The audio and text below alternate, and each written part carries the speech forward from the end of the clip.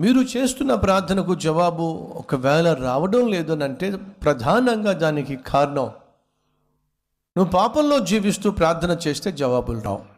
పాపాన్ని కొనసాగిస్తూ ప్రార్థన చేసి జవాబులు పొందుకోవాలంటే సాధ్యం కాదు. తెలిసి నువ్వు తప్పులు చేస్తూ దేవుని సన్నిధికి వచ్చి ఎంత కన్నీరు కార్చినా సరే జవాబులు రావు. ఒక సందర్భంలో ఒక వ్యక్తి మాట అన్నాడు, ఒకసారి చదివిస్తాను రండి. యోహాను సువార్త 9:31 చదువుతున్నాను. దేవుడు పాపుల మనవి ఆలకింపడని ఎరుగుదుము. దేవుడు పాపం చేసే వారి యొక్క ప్రార్థనలు ఆలకించలేడు. అంటే దయచేసి గమనించండి, నువ్వు పాపంలో జీవిస్తూ పాపిష్టి కార్యాలు చేస్తూ దేవుని వాక్యాన్ని విన్నప్పుడు, ఆ వాక్యము నిన్ను సరిచేస్తూ పరిశుద్ధాత్మ దేవుడు నిన్ను పశ్చాత్తాపంలోనికి నడిపించినప్పుడు నువ్వు చేసేటటువంటి పశ్చాత్తాప ప్రార్థన దేవుడు ఆలకిస్తాడు.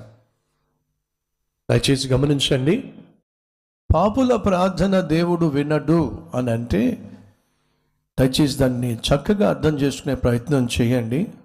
పాపుల ప్రార్థన దేవుడు ఆలకించినప్పుడు నేను పాపిష్టివాడిగా పాపిష్టిదానిగా ప్రభు దగ్గరకు వచ్చి పశ్చాత్తాపడినప్పుడు దేవుడు ఆలకించడు కదా అని అనుకోకండి. అదే చెప్తున్నాను.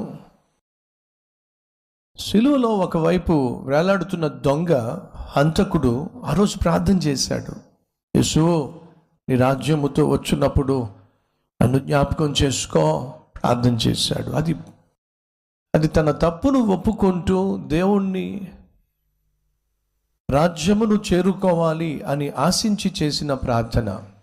దావీదు కూడా పాపంలో పడిపోయాడు, పశ్చాత్తాప ప్రార్థన చేశాడు. దేవా నన్ను హిస్సోపుతో కడుగుము, నన్ను శుద్ధీకరించుము, నన్ను పవిత్రపరచుము అని ప్రార్థన చేశాడు. అనగా నువ్వు పాపము చేసినప్పుడు దేవునితో సమాధాన పడడానికి చేసే ప్రార్థన ఏదైతే ఉందో పశ్చాత్తాపడుతూ ప్రార్థన చేశాడు. ఆ ప్రార్థన దేవుడు ఆలకించాడు. అనగా దేవునితో నీ జీవితాన్ని సమాధానపరుచుకోవడానికి నువ్వు పశ్చాత్తాప పడినప్పుడు దేవుడు ఆ ప్రార్థన వింటాడు.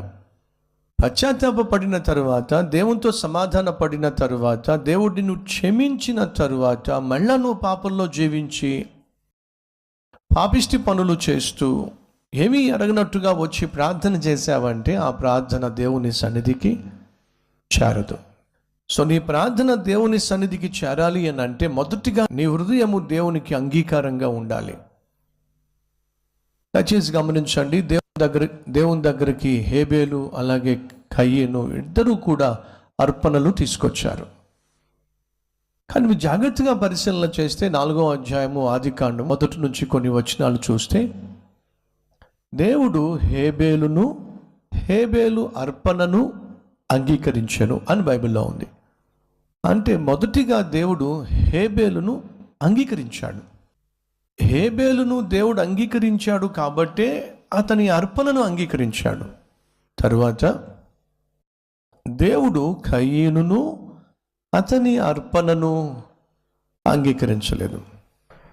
కయీను యొక్క అర్పణను, కయీను యొక్క ప్రార్థనను దేవుడు అంగీకరించాలంటే మొదటిగా కయీనుని దేవుడు అంగీకరించాలి. హేబేలును దేవుడు అంగీకరించాడు కాబట్టి, హేబేలు హృదయము దేవునికి అంగీకారంగా ఉంది కాబట్టి హేబేలు అర్పించిన అర్పణను దేవుడు అంగీకరించాడు. అనగా దేవుడు నీ ప్రార్థన అంగీకరించాలి అన్నా, నీ ప్రార్థనకు జవాబు ఇవ్వాలి అని ఆశిస్తున్నా మొదటిగా దేవుడు నిన్ను అంగీకరించాలి. నిన్ను దేవుడు అంగీకరించాలి అని అంటే నీవు దేవునికి అంగీకారంగా జీవించాలి. నువ్వు దేవునికి అంగీకారంగా జీవించకుండా దేవుడు నీ ప్రార్థన అంగీకరించడం సాధ్యం కాదు. కాబట్టి మొదటిగా నీ ప్రార్థన దేవుడు అంగీకరించాలి అంటే నువ్వు అంగీకరించబడాలి.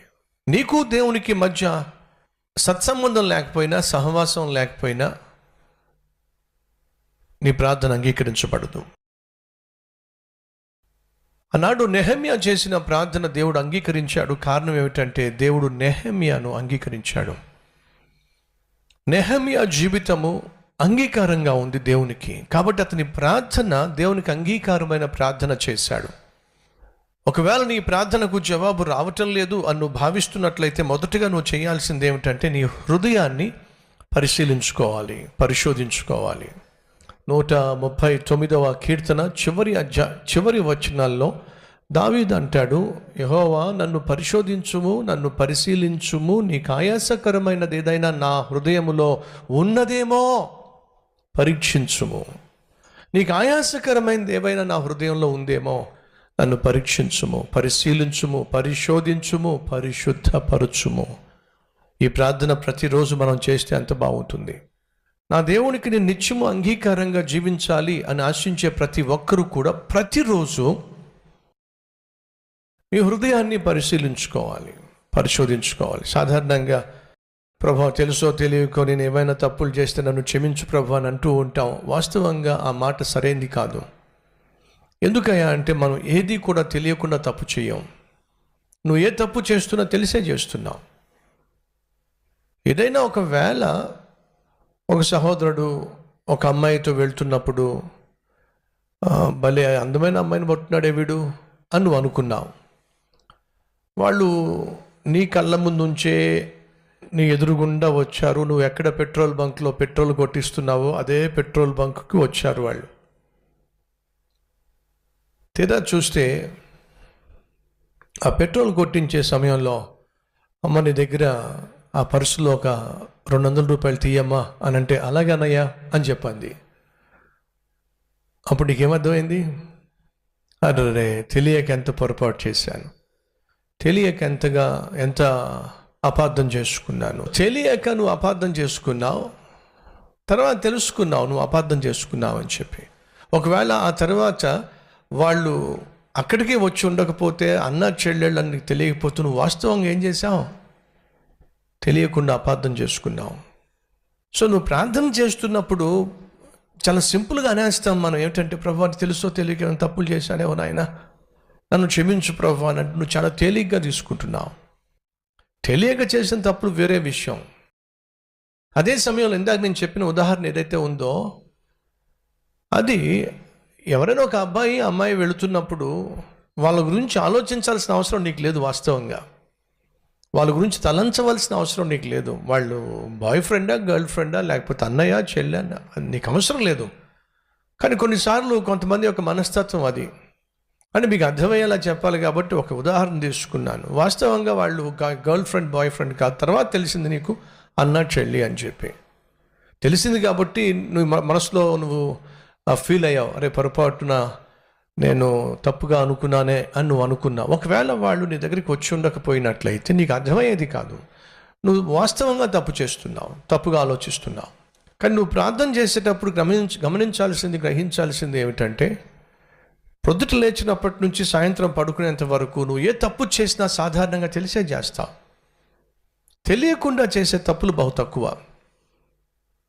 కాబట్టి దయచేసి సాయంత్రం దేవుని దగ్గరకు వచ్చేసి అన్నీ కలిపేసి ఒక మూటలో పెట్టేసి ప్రభువా తెలిసి తెలియక చేసిన తప్పులు చాలా దీంట్లో ఉన్నాయి, ఇవన్నీ తీరుబడుగా నువ్వు చదువుకో నాయనా, నన్ను క్షమించేసే ప్రభువా స్తోత్రం నాయనా అని ఇలాంటి ప్రార్థనలు చేయకండి. మూకుమ్మడి ప్రార్థనలు కుదరవు. దేవుని దగ్గరకు వచ్చినప్పుడు ఖచ్చితంగా లెక్కలు అప్పగించాలి.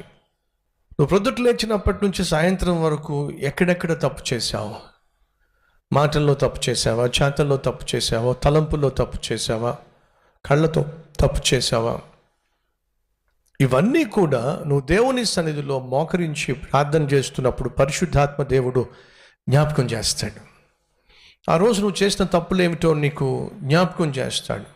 ఎందుకు జ్ఞాపకం చేస్తున్నాడయ్యా అంటే నువ్వు పశ్చాత్తాపడడానికి, వాటిని ఒప్పుకొని విడిచిపెట్టడానికి.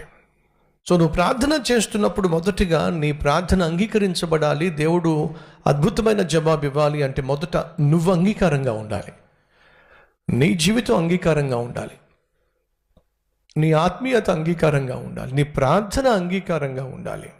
అలా కాకుండా నీ జీవితం దేవునికి వ్యతిరేకంగా ఉంటూ నువ్వు చేసే పనులు కావచ్చు, నీ మాట్లాడే మాటలు కావచ్చు, నీ ఆలోచనలు కావచ్చు, నీ చూపులు కావచ్చు, నీ తలంపులు కావచ్చు, నువ్వు సంపాదించే విధానం కావచ్చు, నీ భాషలు కావచ్చు, దేవునికి వ్యతిరేకంగా నువ్వు అఘోరిస్తూ దేవుని దగ్గర నుంచి అద్భుతమైన జవాబులు పొందుకోవాలంటే సాధ్యం కాదు. నెహెమ్యా చేసిన ప్రార్థన దేవుడు అంగీకరించాడు. కారణం ఏమిటంటే నెహెమ్యా దేవునికి అంగీకారంగా జీవించాడు.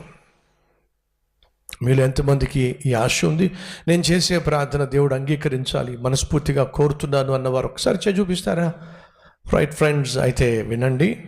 మొదట నువ్వు అంగీకారంగా ఉండాలి. నువ్వు ఏ ప్రార్థన చేస్తున్నా, ఎంత తీవ్రంగా చేస్తున్నా, ఎంత భారంగా చేస్తున్నా, ఎంత పట్టుదలతో చేస్తున్నా, మొదటిగా నువ్వు సెటిల్ చేసుకోవాల్సింది ఏమిటంటే, ప్రభువా నేను నీకు అంగీకారంగా ఉన్నానా? నా హృదయము నీ ఎదుట సరిగా ఉందా? నీ హృదయము దేవుని ఎదుట సరిగా లేకుండా నీ ప్రార్థనకు జవాబు రాదు.